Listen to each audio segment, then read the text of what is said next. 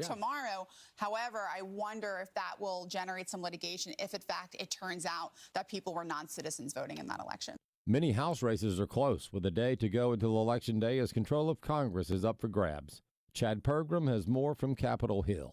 How the House is won may hinge on how the West is won. There are competitive House seats ranging from New Mexico to Alaska. They could decide which party controls the House. Democrat Mary Peltola is trying to hold her seat in Alaska. It's a seat which Republicans had for nearly half a century until 2022. Now you'll find the swingiest district in the country is in southern New Mexico. Republican Yvette Herrell is trying to reclaim that seat. She barely lost to Democrat Gabe Vasquez 2 years ago. Now that New Mexico seat has flipped between the parties every cycle since 2016. There are also competitive races in Colorado and Oregon. Faith and Freedom Coalition has been knocking on doors leading up to tomorrow's election, millions of doors.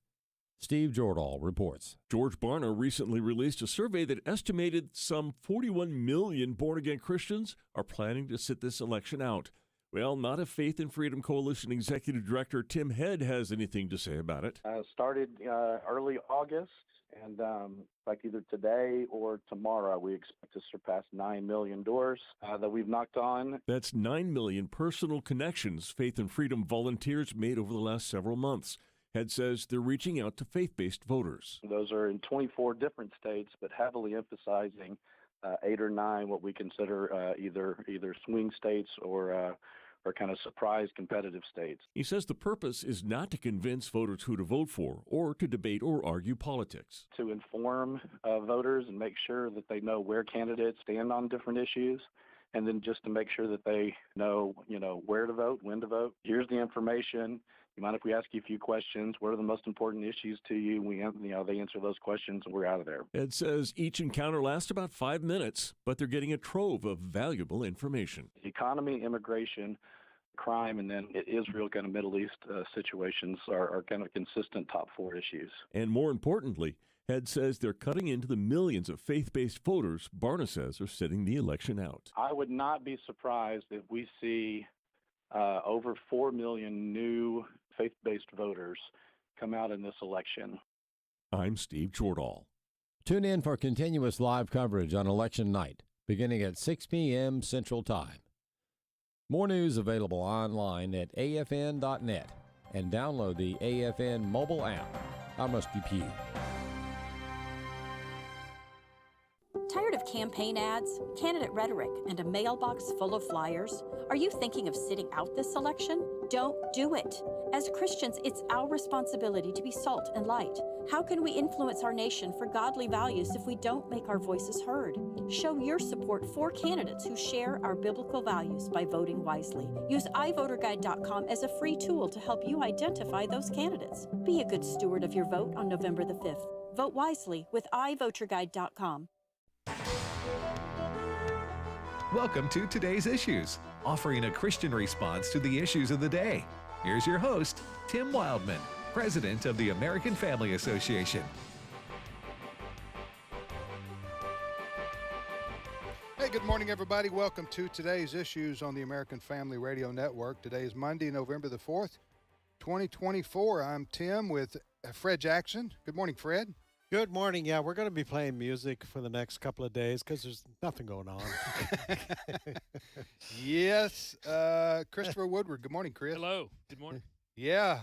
We're on the eve of Election Day. It's finally here. Yes. I saw a text. Oh, not a text. I saw a message from Elon Musk. Uh-huh.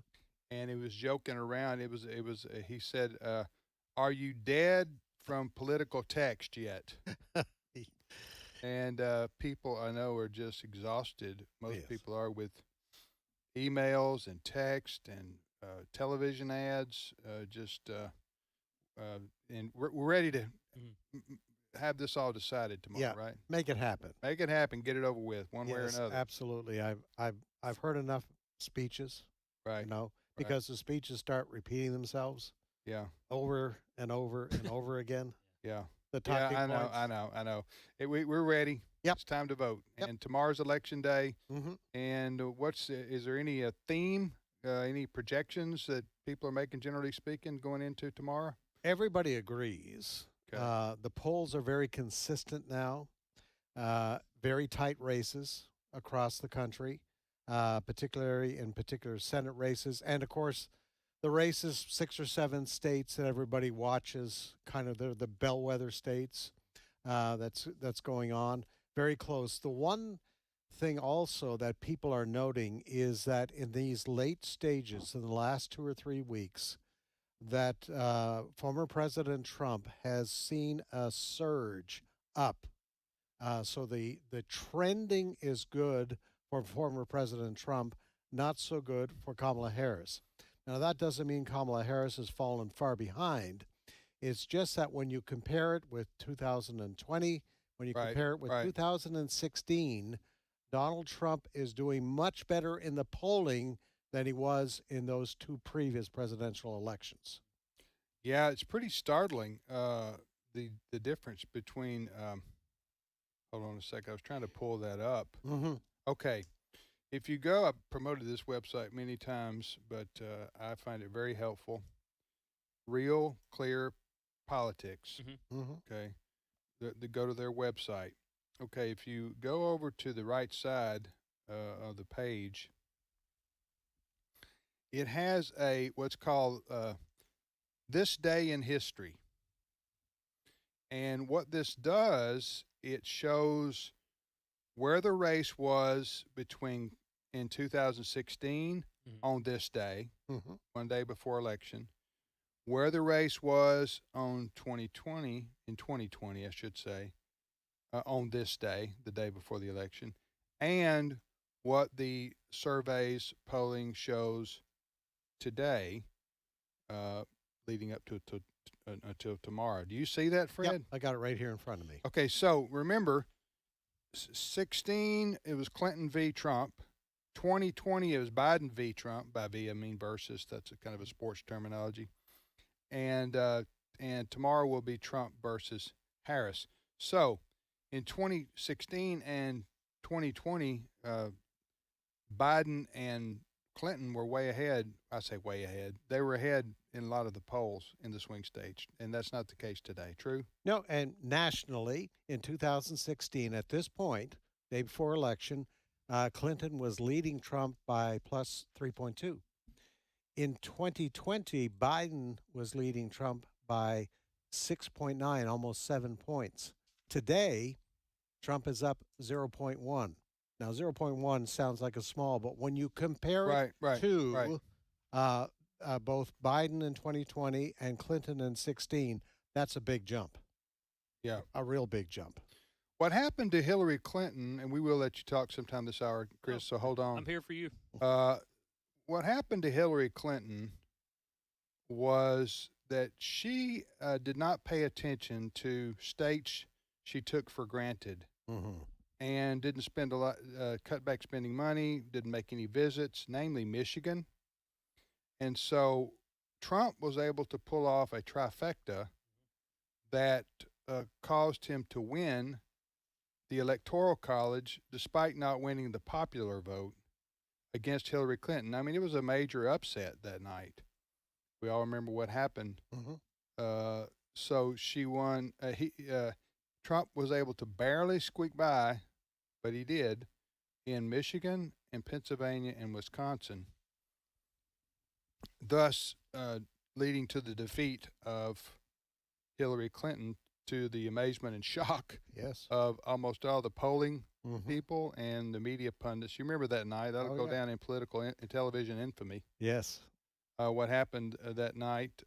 Sometimes if you're feeling blue and you want to have a pick-me-up, just type in TV election results 2016 TV. I don't know what you type in. Fun election night. Yeah. And you'll see that. But so what you're saying is, what these polls are saying is, in 16 and 20, the Democrat candidate Biden and Clinton were showing ahead enough to beat Trump. Yes. And then 2024, it shows Trump ahead. Yes. So if things go tomorrow as they went in the trends of 16 and 20, Trump should win. Yeah. That's what the general consensus is, right? And another big difference is the early voter turnout. People who have already voted Yeah. compared to those 2 years, 2016 and 2020. It's huge. I think it's about 60 million, stand to be That corrected, have already voted. that have already voted. It's a lot. Yeah. And in many of these states, the polling is showing that there is a real surge amongst Republicans voting early. Remember, that's been a criticism of some in the Republican Party, that, it was kind of a laissez-faire attitude towards early voting. Not this time. There was strong encouragement for Republicans to go out and vote early, and that appears to have happened. Yeah.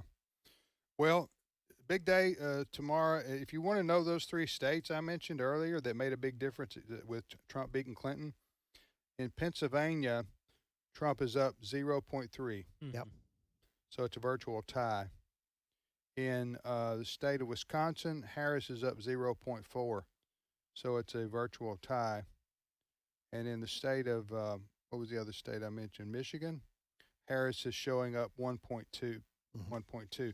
But if you're Harris, if you're the Harris campaign, you're very nervous about those states because you should be winning those states by Yes. 3 or 4 points, right? Yes. Traditionally. And Pennsylvania is kind of the bellwether when it comes to those states, Yep. which is why today Kamala Harris has got about 6 events Yes. in Pennsylvania. She's not going anywhere else. Mhm. It is just Pennsylvania. Yeah, Walls, her running mate, is spending his day in Wisconsin. Walls is going to be in La Crosse, Stevens Point, Milwaukee, and Detroit for a late-night rally there. She's going to end the day in Philadelphia, which is where her campaign began when Biden passed the torch on to her.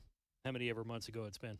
Feels like 2 years at this point. Okay, can I give you my general feeling about this? Go for it. Okay, just as an observer, like everybody else, I think the reason that the polling has shown a move toward Trump in the last 3 weeks is because the people maybe who were undecided, they weren't necessarily hardcore Republicans or hardcore Democrats, but they're having to make up their mind now. They don't really follow politics that close until it gets time to go vote. They're not like political. So oftentimes we think people are like us. They're like political junkies, and most people are what I call normal. Yeah. They're not day to day. Okay. So those people, I think, have decided that they don't want Kamala Harris as the leader of the country. Yeah. For 4 years. They may not care for some of Trump's antics, but there was a lot of things that Trump did during his first 4 years that are proven. Yeah. So you kind of know what you're getting with Trump in terms of his policy, what the things he's going to do and say and be for. With Harris, it's a big unknown because she comes up for these, and people will vote against the unknown. And for a lot of other people, they're going like, she has said and done some things that prove so far left. Even though I may not be a quote conservative, I can't go for this, letting all the people continue to flow into our country illegally. I can't go for that. This I'm telling you how a lot of these people are thinking. They're thinking foreign policy. Do I really want Kamala Harris being the commander in chief and dealing with all these problems and leaders in the world? And she just doesn't sound like to me she's capable. Yep. I'm just telling you what I think people's perceptions are. I'm not trying to belittle Kamala Harris personally. I'm just telling you that's what I think a lot of people have come to the conclusion. Yeah. Well, the Democrat campaign has been a mess. We started with Joe Biden. Yeah. And everybody started to notice that, he wasn't doing well. And then there was the disastrous debate in June. Yeah. And everybody, including Democrats, solidified in their mind, we can't have this man on the top of the ticket. He's Right. he's just Even the not- Democrats. Yeah. said that we Well, can't- and it was the night of the long knives. Yeah. Oh, yeah. Let Chuck Schumer, Nancy Pelosi, they got rid of Biden. Hollywood wanted him out. Right. Barack Obama Right. wanted him out. Right. And so they handpicked Kamala Harris. One of the other problems for Kamala Harris is we've had 4 years of Biden-Harris. Right. And her talk about it's not my fault that 20 million people have crossed the southern border. People aren't buying that. No. They're not buying that. Nope. They got grocery bills that are up 20%. Right. And they're not buying that Biden and Bidenomics Harris has worked. Yeah, The other thing was the flip-flops, fracking. Yeah. She was on record. There's videotape has been very bad for Kamala Harris. Right. I'm against fracking. Oh, now I'm not. Yeah. All of these things have just added up and added up. And I think the other thing too, psychologically, the attempt on former President Trump's life in Butler, Pennsylvania. There was a turning point there, I think, in the emotions of the country towards Donald Trump. Yeah. Something happened there. I agree with that. Yeah. I've got some audio here. I've got a lot of things to play, but you mentioned foreign policy there. Whoever wins this election, one of the first things going to have to deal with is the situation between Israel and Hamas and all the other terrorist groups that want Israel to exist no more.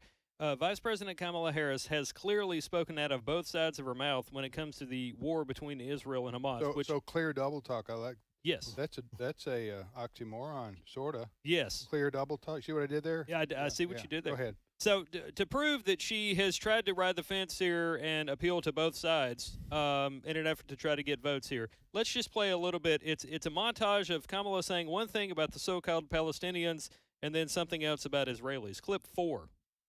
What has happened in Gaza over the past 9 months is devastating. We cannot allow ourselves to become numb to the suffering, and I will not be silent. Let me be clear. I will always stand up for Israel's right to defend itself, and I will always ensure Israel has the ability to defend itself, because the people of Israel must never again face the horror that a terrorist organization called Hamas caused on October 7.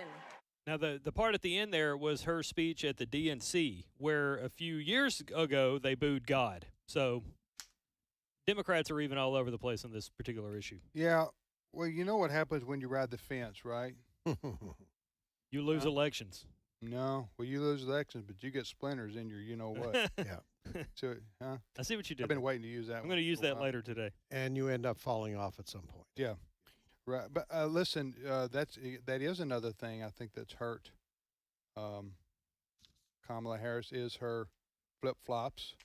Obvious, blatant flip-flops on positions to try to make herself appear to be more moderate when she's been a far lefty her whole career. And you remember listen, if I'm Israel, I'm nervous that she would win because I think if she wins, the relationship with Israel is going to be beyond strained. It could be very adversarial. They're already having a tough time with Biden. You know, now Biden's been generally supportive of Israel over his career, but he's even talked about taking weapons away and so forth and so on. They're trying to. What these Democrats are doing is they've got a problem in their own party with people who can't stand Israel. Yep. All right. Some would say that's anti-Semitic based on anti-Semitism. I agree with that. So they've got a real problem in their own party, but yet they've also got a lot of Jews that are in the Democrat Party and vote in the Democrat Party. They've got most Jews go vote Democrat. Yeah. It'll be interesting to see what happens tomorrow. Yeah.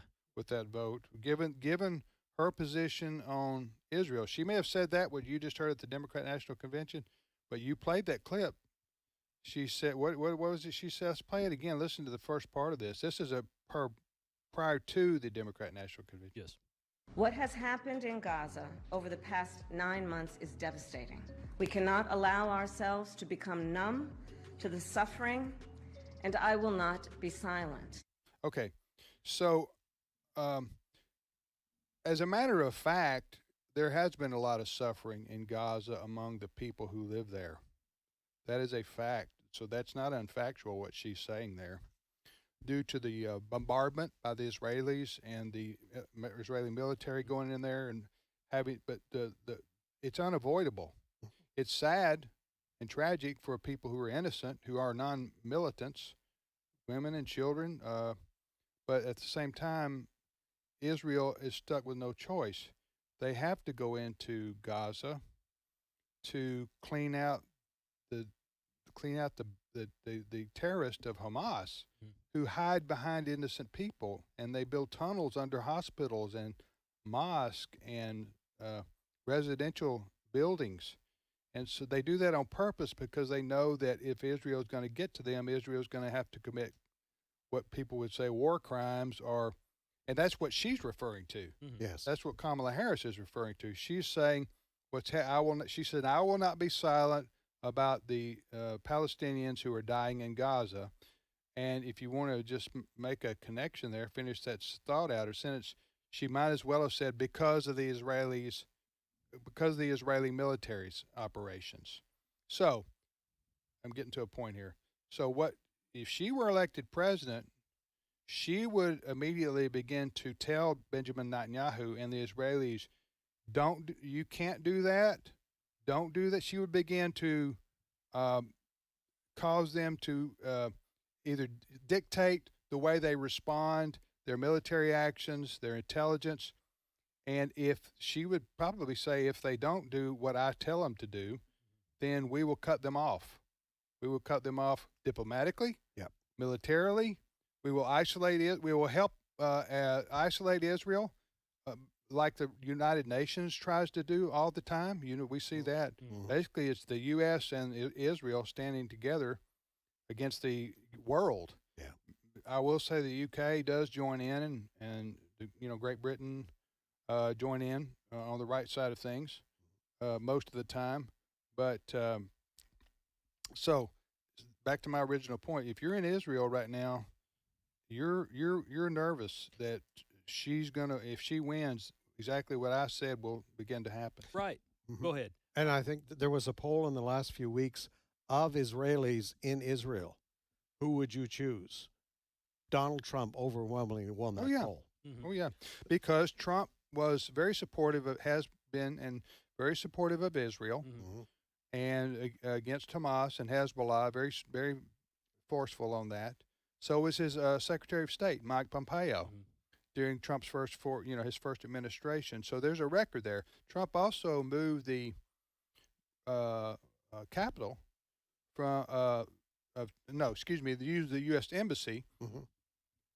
You can't move the capital. Yeah. That's a little too. That might start a war. I don't even think the president of the United States can move the capital, but he moved the embassy. Trump did, from Tel Aviv to Jerusalem to show support for no other president having even attempted that. Even when they promised, these other presidents promised to do it. Yeah. And for anybody, because they didn't want to agitate the yes. And then there's the Abrahamic Accords. Right. Making peace with Arab countries and opening up dialogue and trading. Yeah. It's been really interesting. The other aspect, I never thought I would see this, is I was watching a rally that Trump had in Dearborn, Michigan, I think last week. Right. Yeah. A huge number of Arabs. Yeah. Now, they are pro-Palestinian, but they believe Trump can bring peace. Right. That's a good point. That's a good point. They believe Trump can at least bring a truce about between the two groups. Right. They just want the fighting to end. Right. And they say, and they're very vocal about this, they are supporting Trump. So it is fascinating the bridges that Trump has been able to carry out this time. Yeah. And Kamala Harris has completely failed on.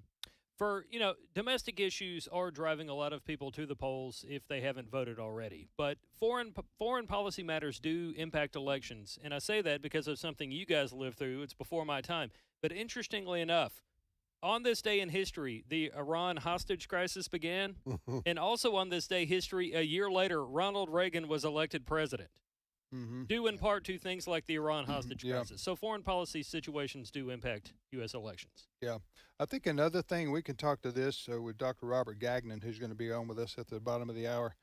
I do think that Harris's view on transgenderism has cost her some other maybe supporters or potential voters because she's so extreme on this.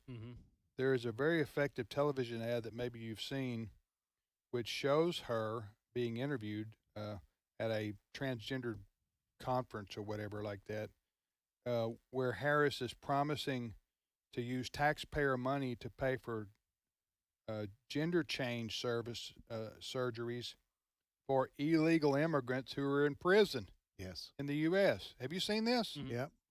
It's very effective. Yeah. By the Trump campaign, or it's either the Trump campaign or it's one of these super PACs. I'm not sure which. I think it's the Trump campaign, but showing how extreme she is on this issue, and so I think that gives a lot of people pause as well. So, and she's all in on men claiming to be girls being allowed to play on girls in girls' sports. Oh yeah, that has really rubbed even liberal moms right in a bad way. Yeah, that's why a lot of people laugh and don't buy it when she says or posts things on social media that I'm going to be a president for all Americans. Obviously, you're not. No, you're not running for Jack Phillips. No, she's a very strong believer. Listen, Harris. There's two things Harris on social issues. Again, we can talk about this when we come back. That I think hurt her. Now, you could argue there's some things Trump stands for that hurts him, but I think Harris is for abortion on demand through 9 months of pregnancy. Yes. That is not where the American people are. I don't think the American people, they're not pro-life like we are, but they're certainly not for babies being killed up to 9 months of pregnancy. You notice when she was asked about this, she didn't answer that question straight on. She said, "Oh, come on." Remember that answer? Yeah. It's come on as an answer to are you in favor? Are you in favor of abortion up through 9 months? And she says, "Oh, come on." That means I don't want to be boxed in. I don't want to answer that question. That's what that means. Yep. So, now the Democrats are trying to use Trump's position on abortion against him. To try to get votes for their side, saying Trump's going to implement a national abortion ban, which is completely false. You can't even do that. So anyway, we'll be back momentarily.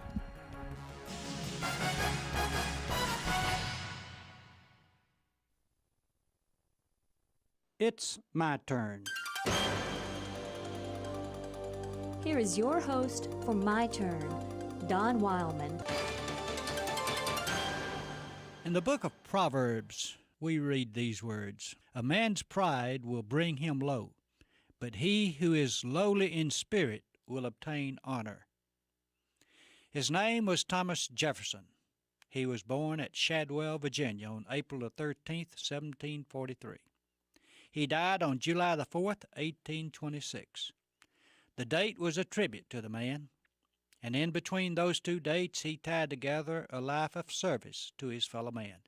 You probably remember him as the author of the Declaration of Independence, and most of all he would have wanted you to remember him for that. He even wrote his own epitaph. He had a reason for doing so. Before his death, he gave his daughter Martha Randolph instructions to have these words inscribed on his headstone: "Here was buried Thomas Jefferson, author of the Declaration of American Independence, of the Statute of Virginia for Religious Freedom, and father of the University of Virginia." That's saying a lot about a man's life, any man's life. Jefferson could have put more on that headstone, He could have added a long list of accomplishments. He could have stated that he had served the state of Virginia as its governor. Most of us, had we the honor of being governor, would have included it in our epitaph, but not Jefferson. Also, he could have stated that he was a member of Congress, for he was, but he didn't choose to put that on his headstone. Jefferson could have also reminded those who were to view his headstone of the fact that he was minister to France and Secretary of State. He was that, you recall, under the administration of George Washington.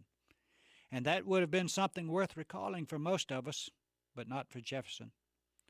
From that position, Jefferson moved up to the number 2 man of these United States. He served as vice president under John Adams, but not even that was included on his headstone. Had he wished, Jefferson could have engraved on his headstone the fact that he was president of this country, not once, but twice. And that's an honor shared by very, very few men. But Jefferson did not consider even that fact worthy to be included in his most precious accomplishments. Most of us would agree that pride is often a vice that destroys us. We accomplish something and we cannot wait for the world to learn of our deed and praise us for doing it. And many of us keep telling people years after our accomplishment of what we once did. Some people learn how to handle pride. Jefferson was such a man. He learned how, like all people who do so, through a great desire to be a servant. Why didn't Jefferson include all those other accomplishments on his headstone? Well, he told his daughter when she sought the reason. The things that are not on my inscription are the things the people did for me, he said.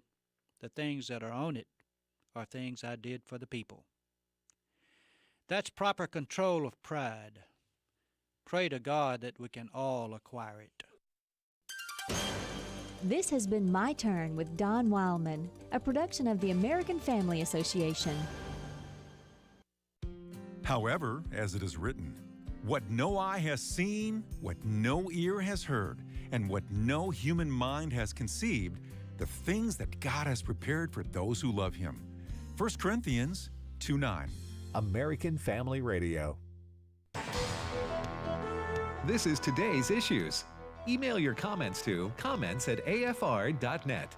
Past broadcasts of Today's Issues are available for listening and viewing in the archive at afr.net. Now, back to more of Today's Issues. Hey, welcome back, everybody, to Today's Issues on the American Family Radio Network. Tim, Fred, Chris, and now joining us is Dr. Robert Gagnon. He's visiting scholar at Wesley Biblical Seminary and joins us via the phone. Dr. Gagnon, or Robert, welcome. Thanks for having me, Tim. Hey, Robert, tell folks a little bit of your background, then we want to get into this topic of your columns here. Well, I've been writing on the issue of the Bible and homosexual practice for decades now, a quarter century. I came out with a book back in 2021 about the Bible and homosexual practice, 500 pages on the subject, and I've continued to write on it, other books, other articles. So it's an issue that I've been following both in relation to Scripture and also in relation to the political scene because that affects what I do. Okay. So I want to play, Robert, you don't know I was going to do this because we haven't talked except by text this morning. I want to play the ad I was talking about, get your reaction. This is we've all seen it, most people have seen it anyway, the television ad, and maybe it's appearing on the internet too, which listen to Vice President Harris about her support for the transgendered movement and government paying for such. Go ahead. Supports taxpayer-funded sex changes for prisoners. Surgery. For prisoners. For prisoners. Every transgender inmate in the prison system would have access. It's hard to believe, but it's true. Even the liberal media was shocked Kamala supports taxpayer-funded sex changes for prisoners and illegal aliens. Every transgender inmate would have access. Kamala's for they, them. President Trump is for you. Yeah, so that was a paid political ad, but Robert, that's pretty straight. She was appearing and being interviewed by, I think, at a conference where a transgendered person was interviewing her. She's just out very supportive of government paying for surgeries on people to change their sexual identity. Go ahead. Yes, she's as extreme on the issue as extreme could be. She has a very long track record going all the way back to 2004 when she was a district attorney in San Francisco and proudly was the first to marry several gay couples. Currently, the Biden-Harris administration is suing the state of Tennessee, taking them to the Supreme Court. Why are they doing that? Because Tennessee passed a bill that protects minors from puberty blockers, cross-gender hormones, and sex reassignment surgery. Now, we're talking about minors here. And the Biden-Harris administration can't stand for that. They want the promotion of what will effectively become a fait accompli for minors. We know that if you don't give them puberty blockers and cross-gender hormones, more than 85% of the time, they are not likely to continue with gender identity dysphoria. They will grow out of it. But if you give them those things, then it becomes a fait accompli. They almost invariably then transition fully, often including sex reassignment surgery. We have to be very clear, Tim, what this is about. This is about state-sponsored child abuse. Can you imagine 20 years ago, we were told that a candidate would be talking about changing over a minor now, very impressionable, who changes his or her viewpoint about his or herself about as often as they change clothes. But we're going to give them irreversible procedures that will result in them being chemically castrated for life and unable to experience pleasure in the zones of one's body where one experiences those things. Once they're operated on, they're not going to experience it at all. And now we're at a state or a position where the state is actually moving towards regarding parents that don't support such transition as child abusers. And the state will take action against them accordingly. Fred? Robert, also, her selection for a running mate, Tim Walz, the governor of Minnesota, he is every bit as radical or even more so than she is on the pro-transgender homosexual agenda. Yes, I would not say more so because Kamala is at the very top. There's nobody who exceeds her on that. However, it is absolutely correct that Tim Walz equals her on that. The only governor that would be on the same level as Tim Walz as a governor would be Governor Newsom in California. And I'm not even sure he reaches Tim Walz's level. It was Tim Walz that, by the way, on the abortion question, he was the first one in the state to pass legislation, a radical legislation, permitting abortion for all 9 months. Now, way back when he was a teacher in Minnesota, he was the leader of a gay-straight student alliance whose whole job was to promote homosexuality and transgenderism in the school and to treat any dissenters as the moral equivalent of hateful, ignorant bigots. So he's also been very long in this.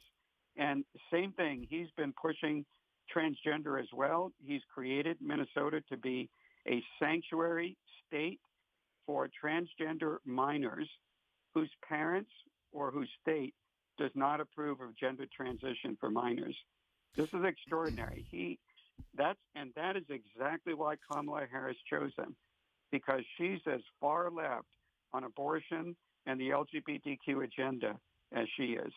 Robert, I think it's really important for our audience to remind them not only are Kamala Harris, Tim Walz, huge promoters of the left-wing agenda of transgenderism, homosexuality, but I believe also what we have seen in the last 4 years is an indication they would be willing to punish people who are opposed to that agenda. Absolutely. This goes hand in hand with the promotion of the LGBTQ agenda. You always have this with that promotion, and that is the cancellation of free speech and free exercise of religion on these matters. They're not going to ask you whether they can be able to indoctrinate your children forcibly. There's not going to be a parental opt-out for the children. They're going to be promoting this in the workplace and in professions. Tim Walz just recently had signed a bill in the state of Minnesota that he pushed that required on the part of those who want teacher certification in Minnesota to be able to, that they have to affirm transgenderism and the homosexual life, and they have to integrate it in their curriculum. And if they do not do so, they cannot be licensed in the state. Now, that means that all faithful Christians cannot enter the teaching profession in the state of Minnesota once that takes effect in 2025. And it's not limited to that profession. It'll be promoted in the medical profession, the already psychology profession, the legal profession. So it really affects every aspect of life. It will affect the family because of their ability to even take your children out of your home if you don't promote that agenda to an LGBTQ identified child of your own. It'll affect the church, tax-exempt status. It will affect Christian education. All they have to do is withhold the federal tax dollars for student loans. Just not give that to Christian schools, and almost every Christian school will fold. And that's an action that can be taken by executive order by the president. Does not require legislation. There is no aspect of life, your involvement in social media, in public, in which you will not find your free speech and free exercise of religion abridged. And that includes mandatory use of transgender pronouns and name. So this is as draconian as it can get for Christians. Talking to Dr. Robert Gagnon, visiting scholar at Wesley Biblical Seminary. You've written 3 articles on this, on these topics. Robert, where can people read these? So these are found on a site called Christ Over All.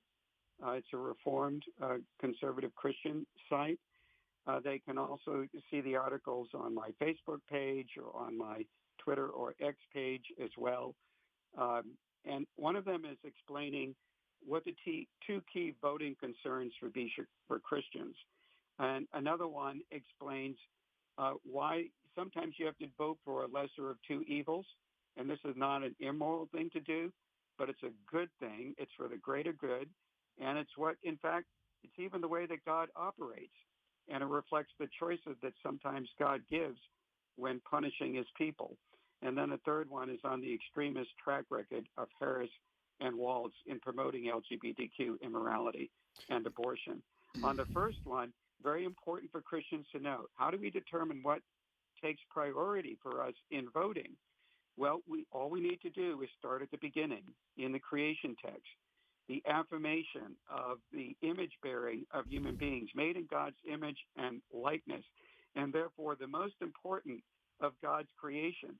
And then the establishment of a male-female prerequisite for sexual unions, marriage. God integrating their creation as male and female with their creation in God's image as a way of saying that what they do sexually can either enhance or efface that image bearing from God. And that's the same thing that's pointed out in the Genesis 2 text, where it talks about the woman being created from Adam's rib, which is, I think, better translated side, the Hebrew word selah. That is a term that's used everywhere else in the Hebrew Bible to refer to the side of a piece of sacred architecture, the Ark of the Covenant, the tabernacle, the incense altar, the eschatological temple in Ezekiel, the Solomonic temple. It's a way of saying that human beings in their design as male and female are sacred architecture before God. These are the 2 central pillars or building blocks of human civilization and of creation as far as God is concerned. And what are the 2 issues that most assault those standards or pillars in society that God has placed? It's the attempt to take innocent human life in the womb, abortion, which Democrats are promoting as an idol, and the attempt to promote LGBTQ immorality, which is a rejection of that male-female requirement that God has embedded in creation. So the 2 central elements in creation, when you look at Genesis 1-2, these are the 2 central idols that are being pushed by the Democratic Party to reject these 2 central pillars. So we have to prioritize those 2 things over everything else. Yes, we're talking to Dr. Robert Gagnon, Gagnon, Gagnon, and the website he mentioned. Will you put them on our Facebook? Today's Issues Facebook page. We've got a link.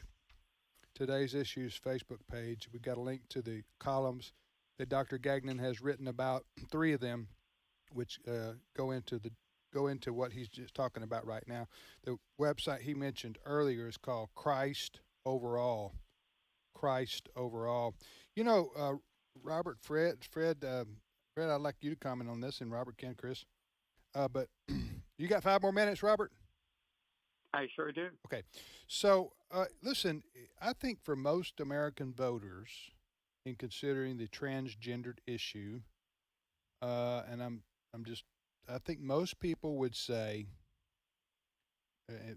most people who are maybe not call themselves conservative necessarily, but they would say, number one, there is a difference between what a adult wants to do with their body and what a minor is wants to do with their body, even without parental consent. Does that make our consent? I don't think parents should be able to give consent to a chemical castration and all these what do you call these puberty drugs? Blockers. Yeah, all these things, these puberty blockers and things. You should not be able. Hormones. What do you say, Robert? Cross-gender hormones. Yeah, yes. As well. You should not be able to take those as a minor. Period. I'm talking about 18 and under, in any state in the union. Just as you can't buy alcohol or tobacco, or you know what I'm saying.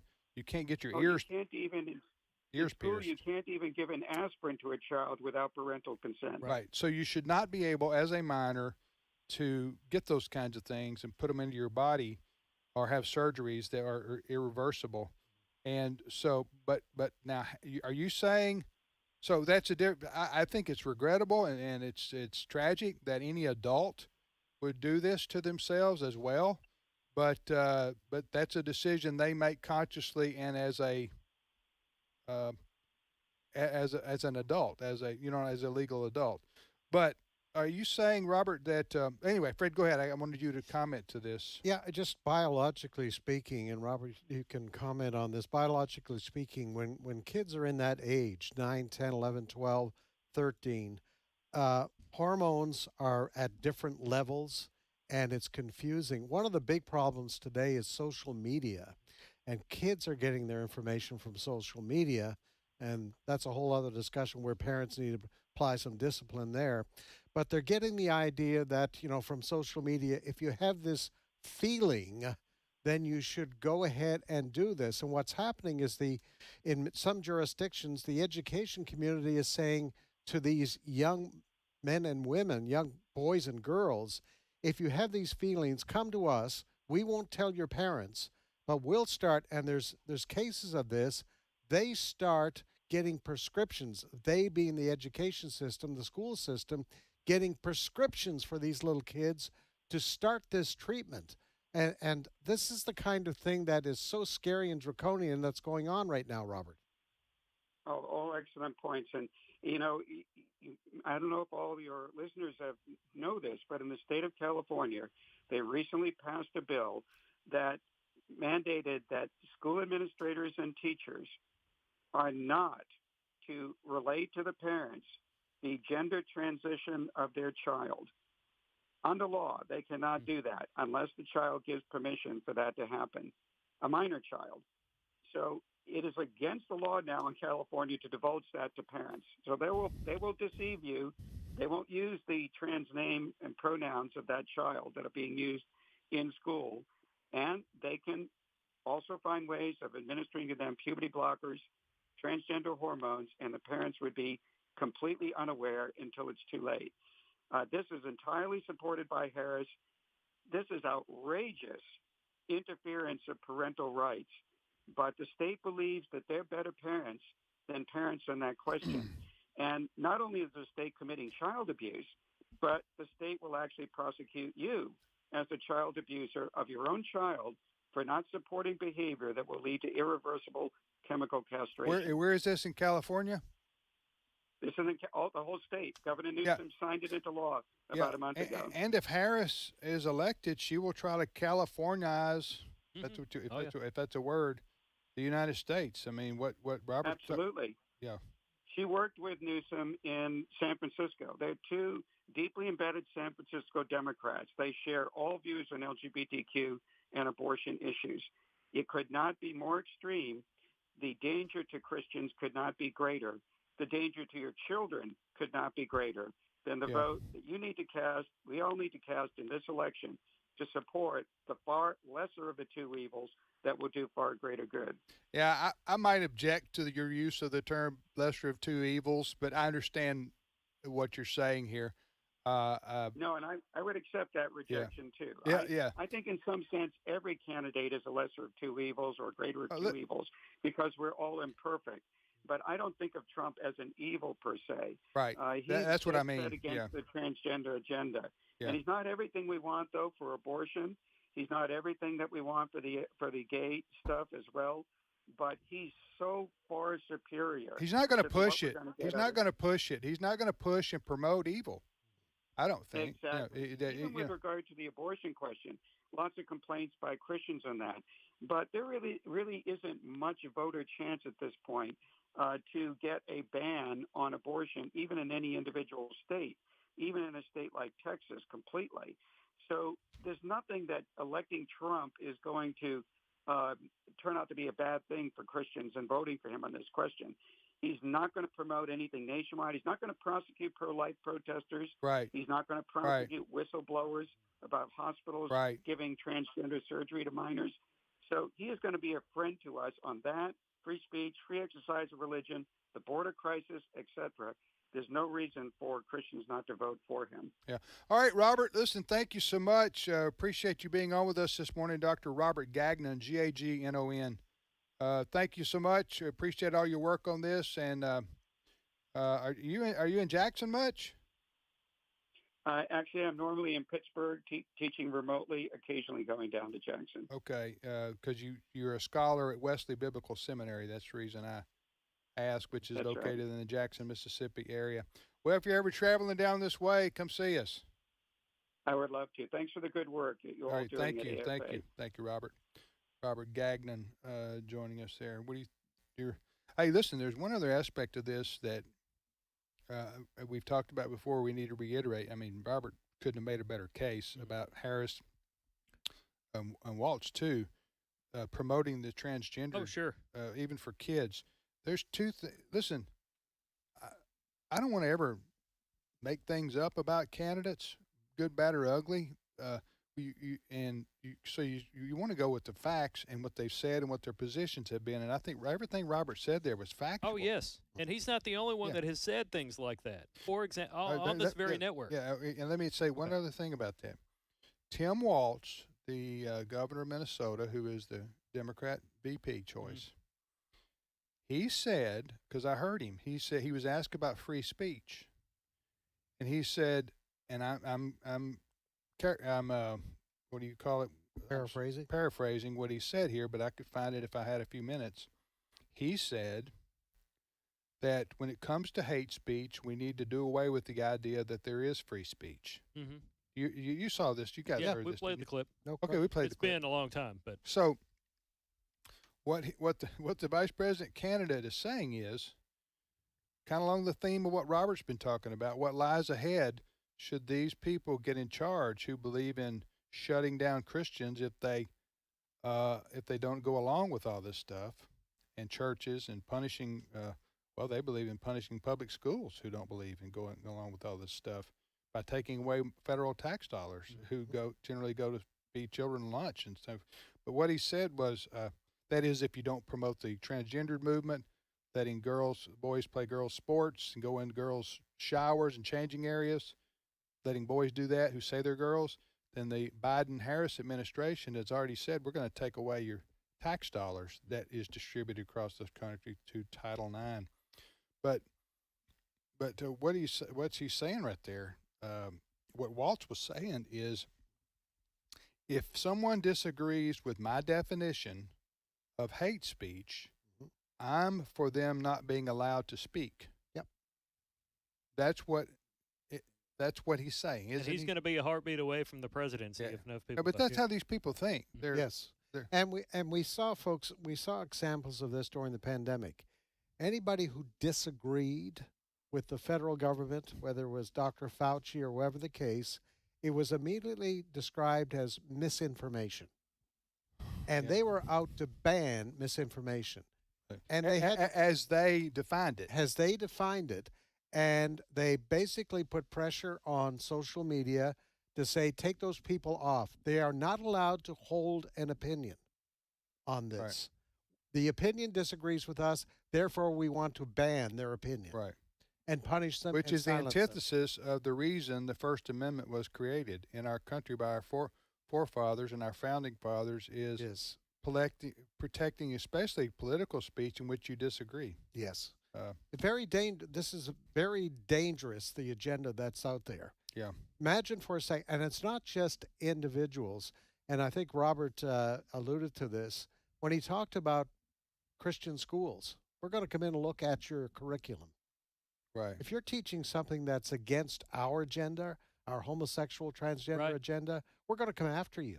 Yeah. Well, and to your point here, Kamala Harris, we played this clip last week. She is in favor of doing away with exemptions for religious medical providers in the way of abortion. Like, she doesn't want a Catholic doctor to be like, I'm not doing that, or a Baptist doctor, somebody like that. In other words, she's against the freedom of the Catholic doctor, as you described it, or some other pro-life doctor. She believes they need to be compelled. Yeah, they need to be forced to do it, and if they will do it in the waiting room, they will do it in your living room. Do we have that clip? Were you going to play a clip or something? Yes. Well, we don't have time now because it's about a minute long. But to Robert's point and the concerns that you guys had here that you've already expressed, Pastor Jack Hibbs was a guest on Jenna's show today, and he was on to talk about the importance of Christians in voting. And Pastor Hibbs said, look, a lot of people don't like Trump's personality. I get it. But we're not electing a pastor. And Kamala's policies are far worse on these issues, building off of what you just discussed with Robert. Kind of what Robert said. And I have posted that audio from Jenna's show on our Facebook page. I'll tell you what we'll do. We will play it after the break. Okay. We'll play it after the break. And Steve Paisley Jordahl will join us in just a few minutes here. Thank you, Chris. Thank you. So Fred and I shall return with more of today's issues on this Election Day Eve. And Fred will tell us what we're going to be doing here tomorrow evening with our live coverage on American Family Radio. Stay with us.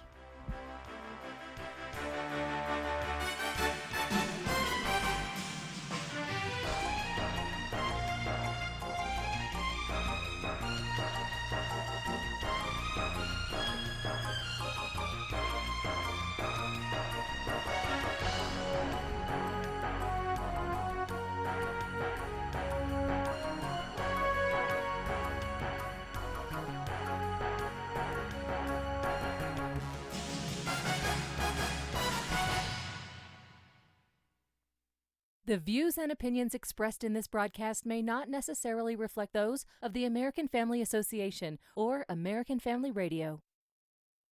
Faith, family, freedom. American Family Radio.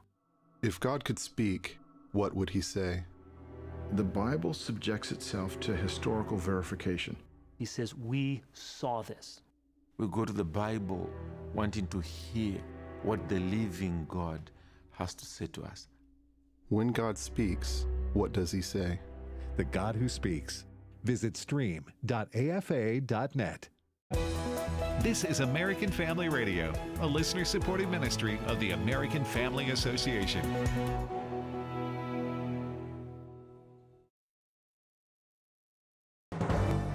American Family News, I'm Rusty Pugh. President Trump is in Raleigh, North Carolina today on Election Eve. He has a message from Mexico when it comes to immigration. Now we have a new president in Mexico. Supposed a very nice woman. They say I haven't met her. And I'm going to inform her on day one or sooner that if they don't stop this onslaught of criminals and drugs coming into our country, I'm going to immediately impose a 25% tariff on everything they send in to the United States of America. Ohio Senator J.D. Vance is rallying in swing state Wisconsin, looking to boost voter turnout on Election Day. The vice presidential candidate speaking from La Crosse, Wisconsin. Tomorrow is our last chance. Tomorrow is the last day. Tomorrow is the big day when we are going to vote in very big numbers in the state of Wisconsin. We're going to vote for change. We're going to vote for American prosperity. We're going to vote for Donald J. Trump. Fox's Lawrence Jones talked to this voter in Rome, Georgia, about why so many blacks are switching to the Republican Party and voting for Trump. You know, my primary objectives are to get young people to the stage in life where they're willing to work for the things that they like to attain. That's right. And the problem we have in today's environment, so much has been given to them based on tax dollars. This is why our economy now is in the garbage can. Vice President Kamala Harris's surprise appearance on NBC's Saturday Night Live has come under fire from FCC Commissioner Brendan Carr, who is accusing the network of violating the FCC's equal time rule by not hosting other presidential candidates on their show. The whole purpose of this rule is to give people a fair shot. Broadcasters are in a unique position. They have a privilege to use the airwaves. They have to operate in the public interest, not a narrow interest, and it's important that they do that.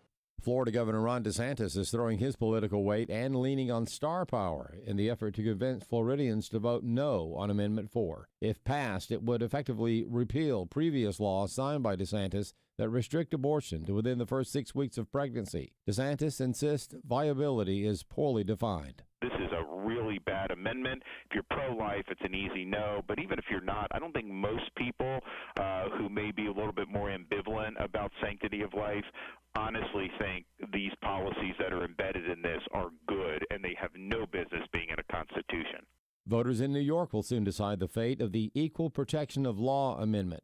Chris Woodward has more. Also known as New York Proposal 1, the amendment would add language to the New York Bill of Rights to provide that people cannot be denied rights based on their ethnicity, national origin, age and disability, or sex, including sexual orientation, gender identity, gender expression, pregnancy, pregnancy outcomes, and reproductive health care and autonomy. A yes vote supports these additions. A no vote would oppose adding this language.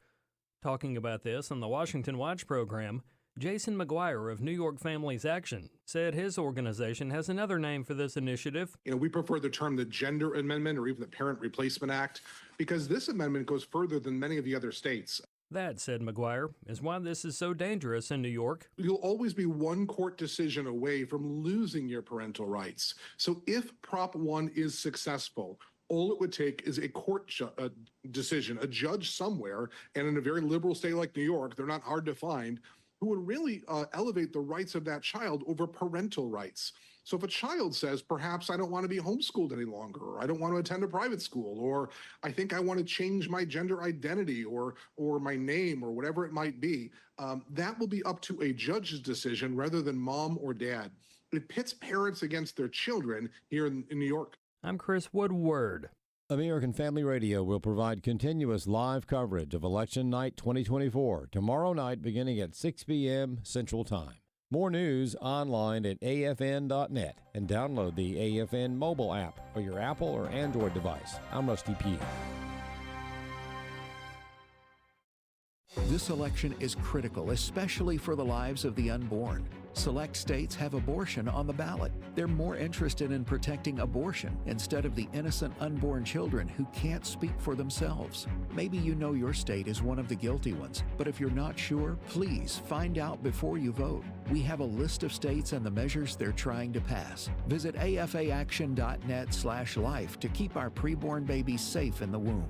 afaaction.net/life. Today's Issues continues on AFR with your host, Tim Wildman, president of the American Family Association.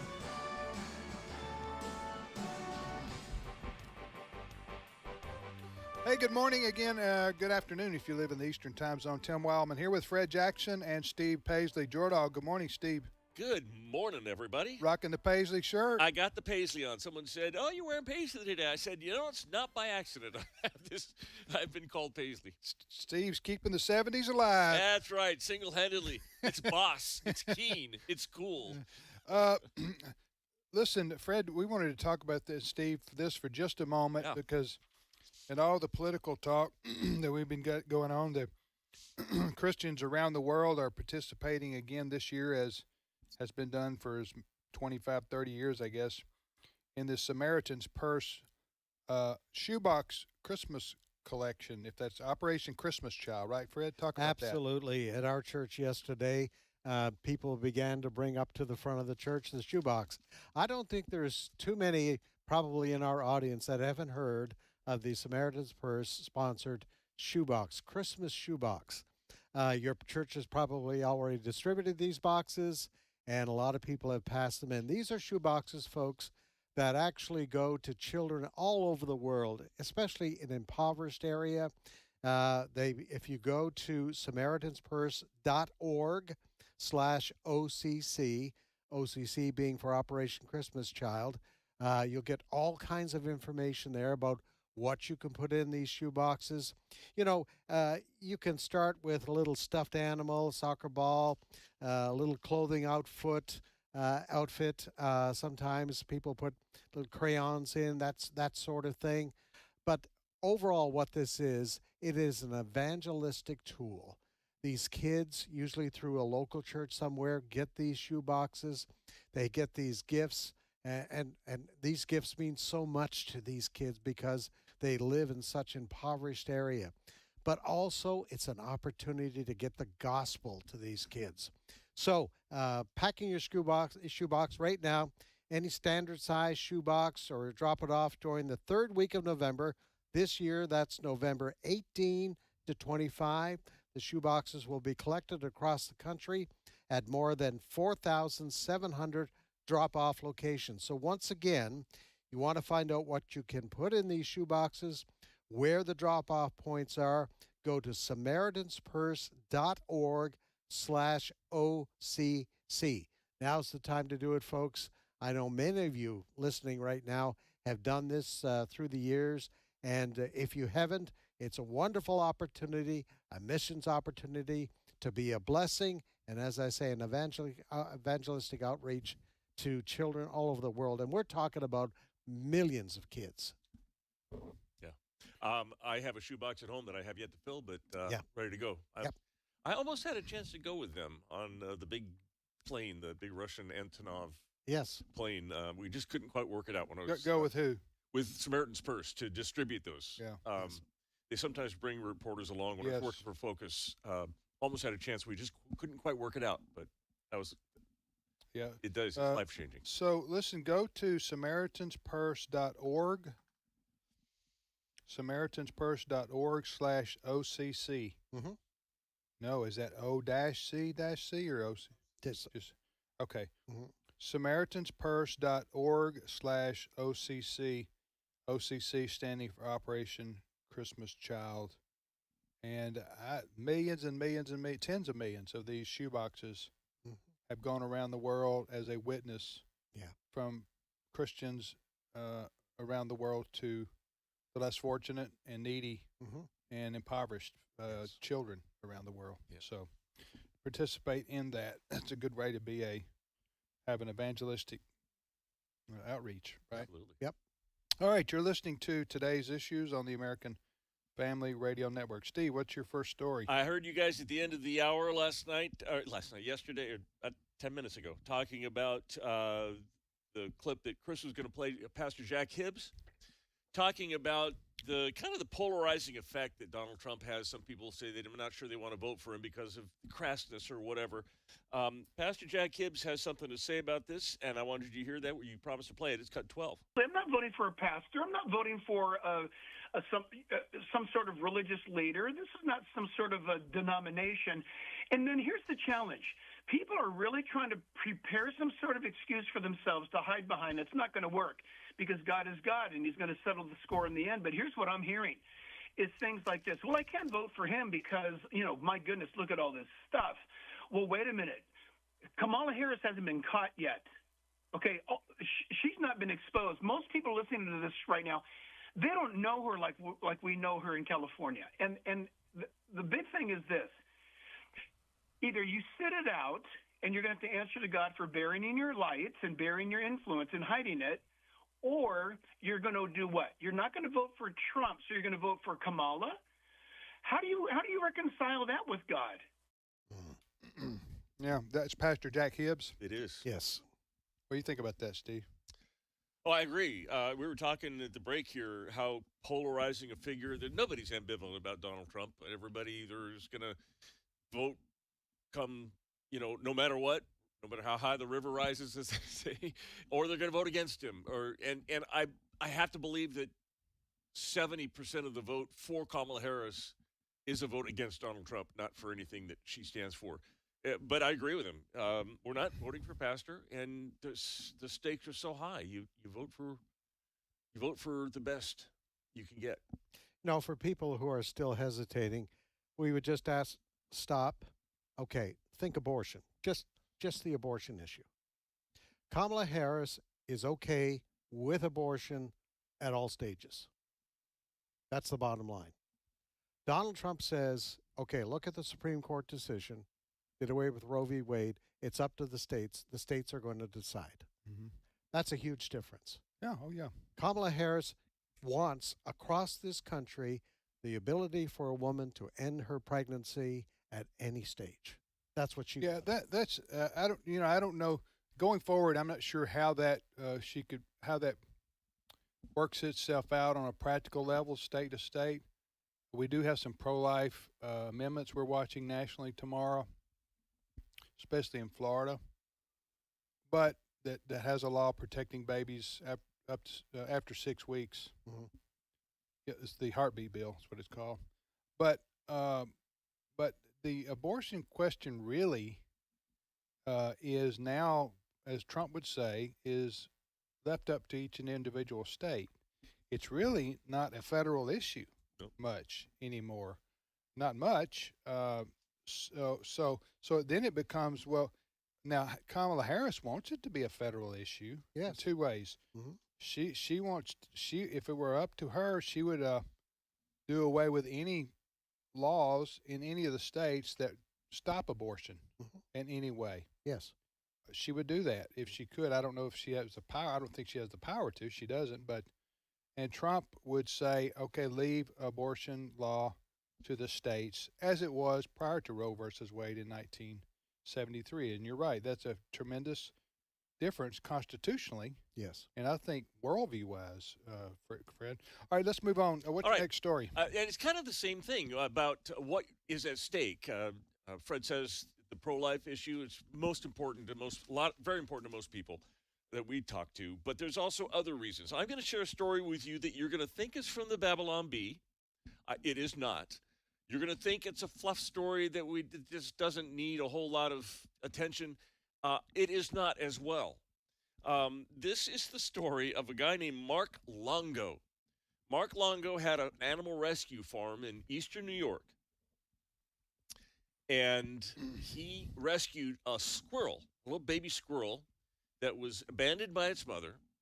He named it Peanut, and he started an Instagram channel with it.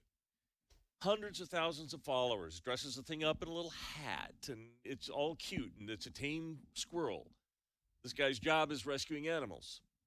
Well, somebody in Texas didn't like it, and I want you to hear what happened next. Cut 17. Peanut has become a social media sensation, viewed by thousands, hundreds of thousands, if not millions of people across the world. That is, until the authoritarian state decided to step in and not only take Peanut, but euthanized him. So earlier this week, we learned that Mr. Longo's home was raided by the New York Department of Environment and Conservation. It's alleged that some woman in Texas decided to file multiple anonymous tips, which led to a criminal judge, a local prosecutor, multiple sheriffs, and up to a dozen armed New York agents raiding the home of Mr. Longo and taking the squirrel, along with another pet raccoon.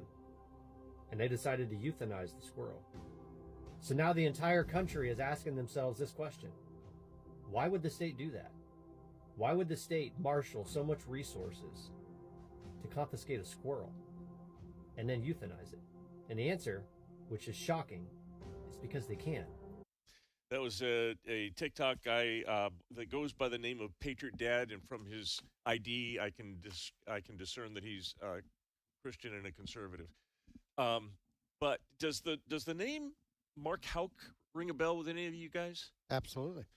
Mark Houck was the pro-life activist who similarly was raided by a number of armed agents in front of his 7 children, taken to a prison, I think, or at least jail, and then he was released and acquitted. And he plans, if he hasn't already, to file countercharges. But this is what Patriot Dad's point is, what my point is we are voting for a government that can do this. It has shown it will do it to pro-lifers, to anybody that doesn't toe the liberal line. I don't know Mark Longo's political persuasion. I have no idea if there was an ideological thing behind it, but just the fact that they would spend thousands and thousands of dollars to go get a little squirrel, that's scary, frankly. Yeah. You know, you mentioned Mark Haug. That was scary. I know, and this is about a squirrel. Yeah. And squirrels die every day. But the story is about the power of the state and what they did to this individual. Yeah. Raid their house, show up on force with weapons in this case, like they did at Mark Haug's. He was sitting, I think, having breakfast with his kids. Yeah. And these FBI agents show up on force. And let's remember what Mark Haug did. He was standing out in front of a Planned Parenthood abortion clinic in Philadelphia. And he was confronted by an abortion sympathizer, just confronted verbally. And Mark Haug was there with his little son, apparently. And he felt threatened by that. But there wasn't a fisticuff or anything of that nature. But for that, they show up on force at Mark Haug's house. And this is the story here. The willingness of the state, we saw it at school board meetings in Virginia. When parents were called by the Attorney General of the United States terrorist threats because they were showing up, they were upset that the school was allowing boys who claimed to be girls into girls' washrooms, and they were upset about it. So we have seen this in the last 4 years, folks, and it is an indication of the mentality and the thinking when a Justice Department is weaponized against people whose point of view they disagree with. I looked up this I was listening to that report, which was the first time I'd heard it, about this Peanuts, the squirrel story. It is true that it sounded made up. I know, that's what I said. It belonged to the Babylon Bee. Yeah, I got the article. I just typed in squirrel and the guy's name, Longo. What's the fellow's name there?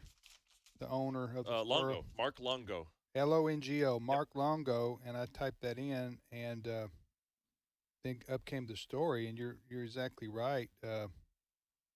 I'm trying to figure out, is this a state agency or a federal agency that went to his home? It's called the Environmental Conservation and Health. Arrived at his Pine City, he lives in upstate New York, home Wednesday. So this happened last Wednesday. So I don't know. I would be curious to know, is this a state of New York? I'm looking right now. Coming after him, or is this the federal government coming that took the squirrel and his raccoon? That just sounds unbelievable to me, but it's true. According to him, they treated me like a terrorist. They treated the raid as if I were a drug dealer. They ransacked my house for 5 hours, according to Mr. Longo. Go ahead. Are you looking up to see what that is? Yeah, I am. It's the New York State Department of Environmental Conservation. So it's a New York State Department. I don't.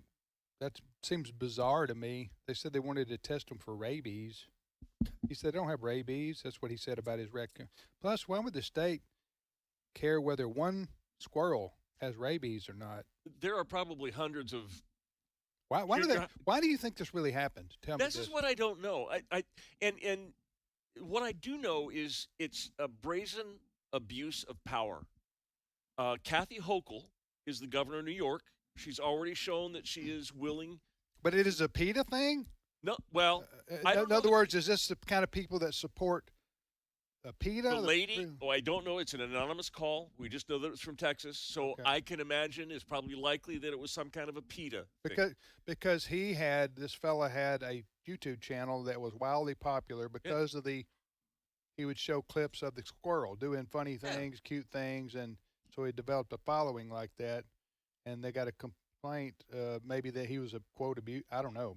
I would think maybe he's abusing the animal. They would say.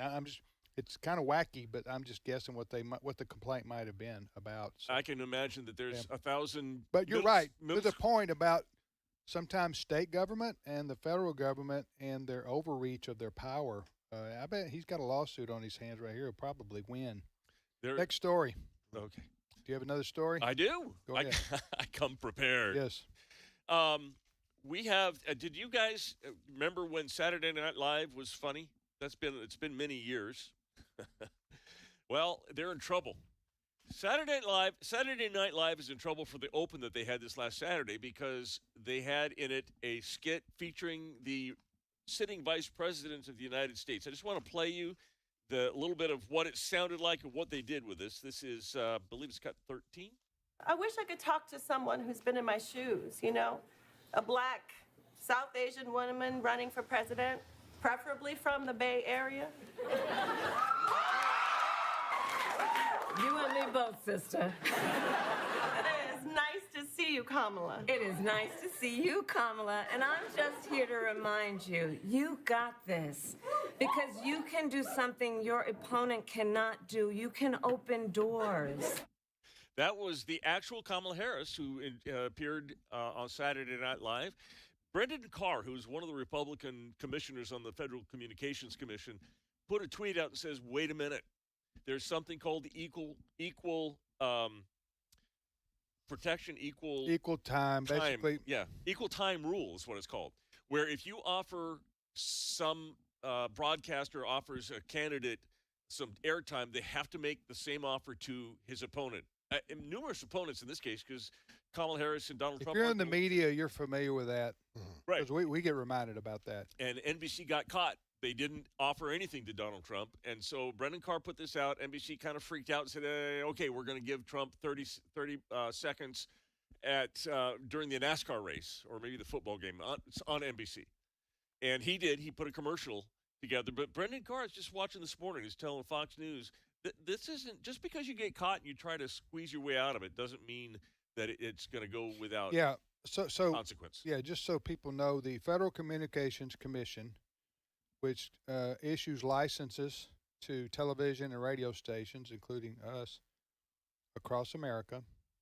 So you have different rules you have to abide by and agree to. And what NBC Television did, I read the quotes of Lorne Michaels, who's the producer, a very well-known fella, the producer of Saturday Night Live and has been for forever.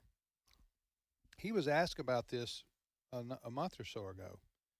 Will you have Kamala Harris or Donald Trump on Saturday Night Live?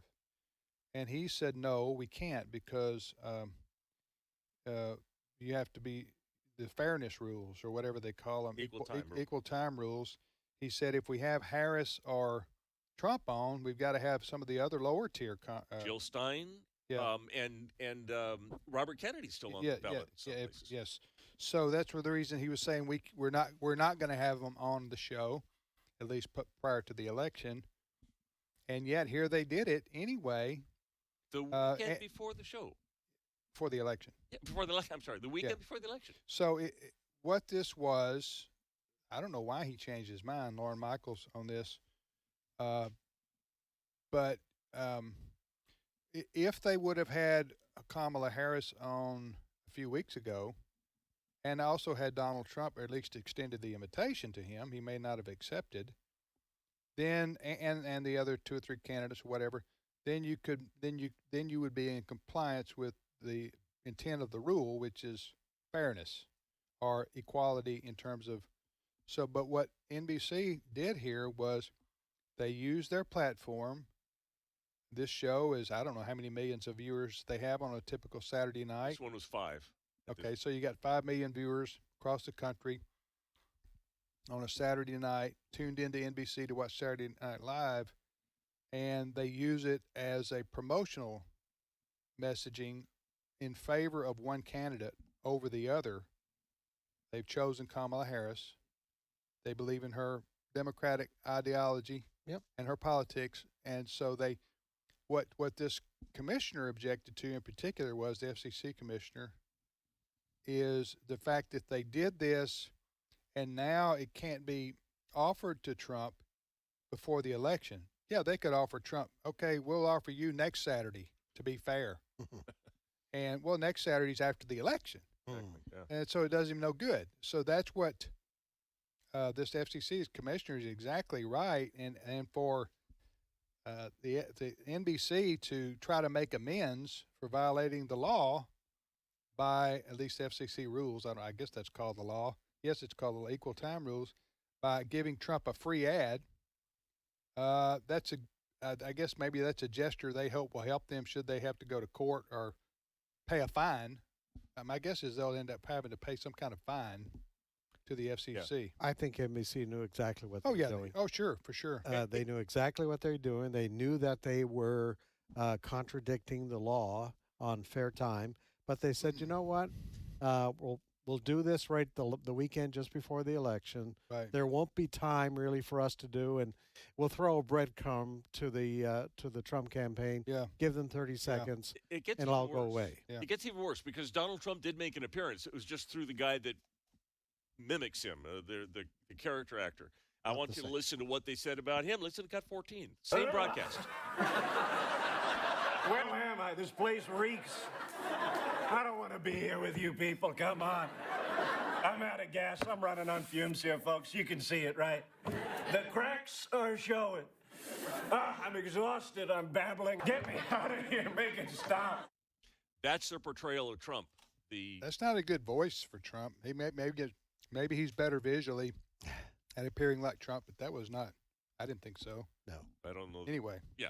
I don't Anyway, it's a very negative portrayal of Donald Trump. All right. When we say media liberal bias, this is a case in point. Exactly what it is. Happens all the time. Yep. With the big liberal media, mainstream media. All right, next story. We got 20 seconds. We do? Yep. So let me say. You want to sing or something? No, here's what I want to do. If you haven't voted, vote. Oh, tomorrow night. Tomorrow night, 6 o'clock Central Time, our election special right here at American Family Radio. Join us. Tim, you'll be here. Yeah. I'll be here. Wesley and Ed Battagliano will be back. We'll be back. And Steve and Chris will be keeping our newscasts up to date. Yep. And at afn.net, our website will have all the latest information, results. 6 o'clock Central, we're starting because the first results will be coming in. Yeah. 6 o'clock Central, where we are, will be 7 o'clock East Coast time. And there are several states that we're looking in the East Coast that will be swing states. That's very important. All right. Have a great day, everybody. Thank you for listening to AFR. Take care.